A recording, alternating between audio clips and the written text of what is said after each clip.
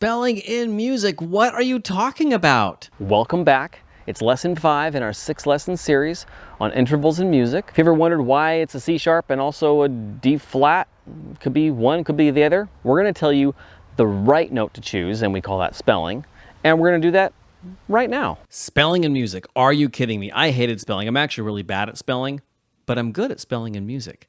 What do we mean by spelling? We mean that we're going to know what to call each note. So is it a C sharp or is it a D flat? Why would you call it one over the other? Is it a C natural or is it a D double flat?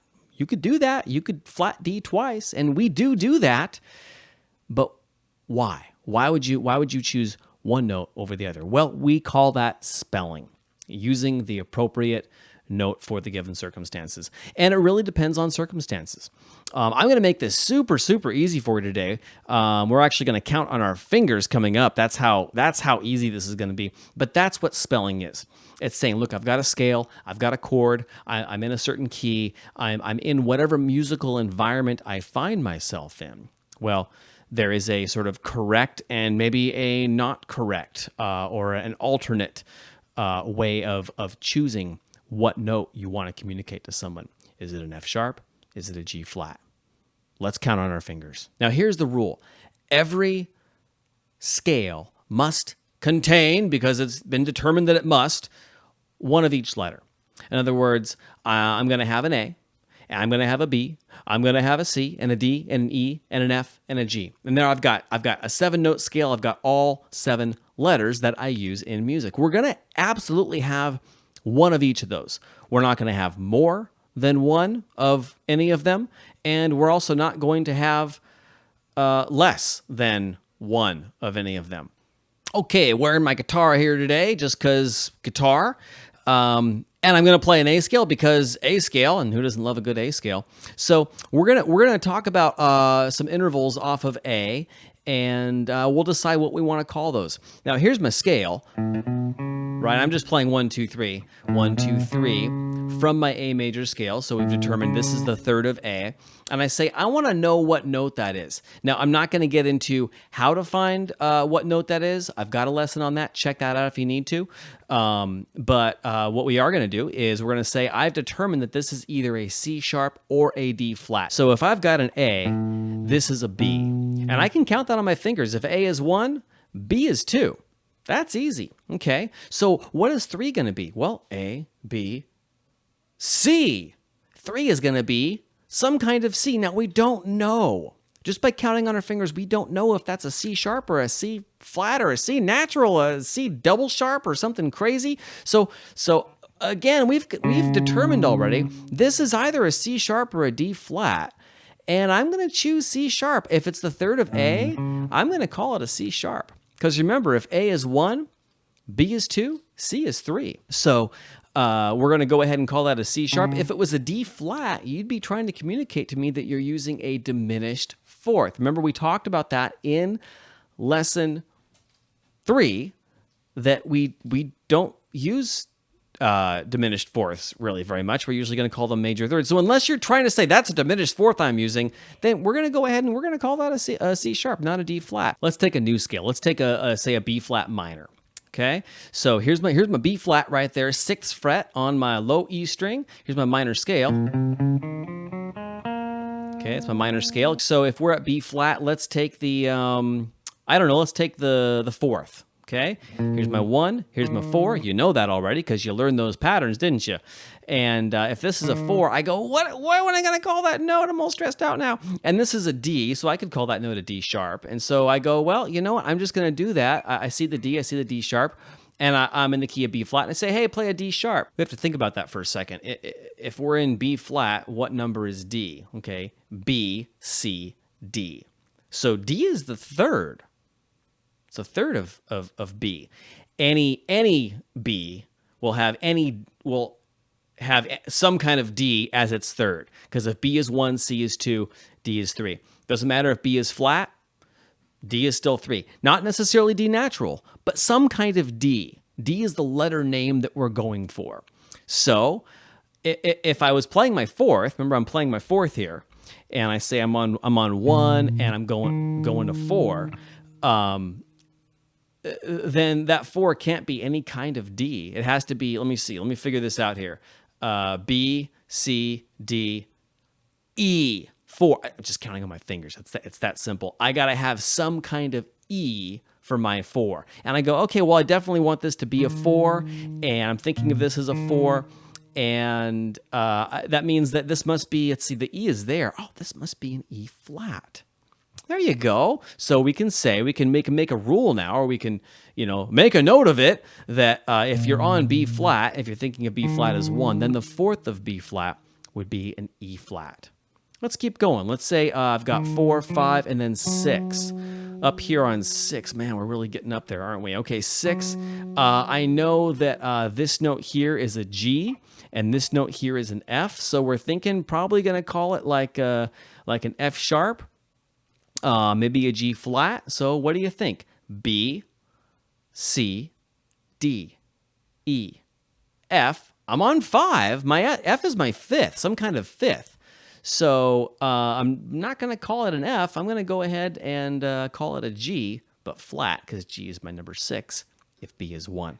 So that minor 6 there, that minor 6 interval, that's going to be a G flat. Now let's look at a B flat augmented chord. If you haven't learned augmented chords yet, it's 1, 3, and an augmented 5th. Yes, the sharp 5 from our 3rd lesson of this series. We have our B flat again, and this is my augmented chord. It's a little bit awkward. There's a little bit of a reach in there, but fingering aside, I've got my 1, my 3, and my 5 is here, so I'm going to call that an augmented 5th. So let's do this. Let's spell this chord. B flat is 1. I'm thinking of this as a 3rd. So what kind of 3rd should I have? B, C, D. It should be some kind of D.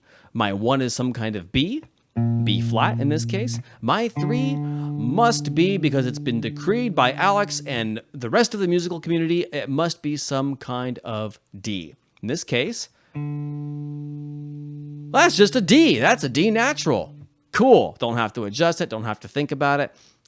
D natural is what we have. Okay, so I've got our D natural there. I've got B flat and D natural. I'm on my way to spelling this chord. I'm going to learn all the names of the notes from this chord. It's super exciting.